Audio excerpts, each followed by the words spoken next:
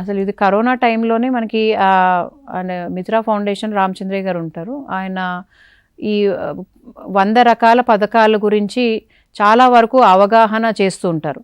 So ఆయనకు already ఒక 25 FPOలో CBPOగా చేస్తున్నారు. సో అలాగే అంటే వేరే వేరే డిపార్ట్మెంట్స్ అన్నిటికీ కూడా ఆయన సహాయ సహకారాలు అందిస్తుంటారు. సో గత 5 సంవత్సరాలుగా మేము అందులో కూడా నేను డైరెక్టర్ని. సో మేము కలిసి దీన్ని ముందుకు తీసుకెళ్ళాలి అనే ఒక ఉద్దేశంతో, తేనెటీగలు లేకపోతే రైతులు చాలా ఇబ్బంది పడుతున్నారు.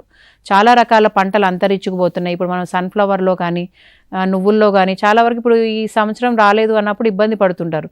సో ఆయన 5,000 ఫార్మర్స్ అంటే రైతులతోటి దగ్గరగా ఉండి వర్క్ చేసి ఆయన కూడా ఒక రైతుగా దాన్ని ఎంతో బాధ చూశారు. అంటే దాంట్లో ఉన్న కష్ట నష్టాలు. సో దీన్ని ముందుకు తీసుకెళ్ళాలని ఒక మంచి ఉద్దేశంతో మిత్రా ఫౌండేషన్ తోటి మేము కలిసి ఈ తేనెటీగల పెంపకం అనేది అసలు యాక్చువల్గా మనకి హార్టికల్చర్కి కూడా వస్తుందా రాదా అని అప్పట్లో ఆఫీసర్స్ కూడా కొంచెం డౌట్ ఉండే. కానీ ఆ గైడ్లైన్స్ అన్నీ తెప్పించుకొని దాని తెలుగులో ట్రాన్స్లేట్ చేసుకుని దాని గురించి ఒక పుస్తకం కూడా రాయడం జరిగింది. సో అట్లా అవేర్నెస్ క్రియేట్ చేయడం వల్ల కూడా మనకి చాలా యూస్ఫుల్ అయిందనమాట. వాళ్ళు DPR తయారు చేయడము, అంటే ఒక FPO నుంచి 70% రాయితీ ఉంటుంది, మనకి హార్టికల్చర్ నుంచి 40% వస్తుంది. సో ఈ స్కీమ్స్ అన్నీ ఎలా అమలు చేయాలి, వీటిని ఎలా ముందుకు తీసుకెళ్ళాలి, రైతులకు అవగాహన చేయడము.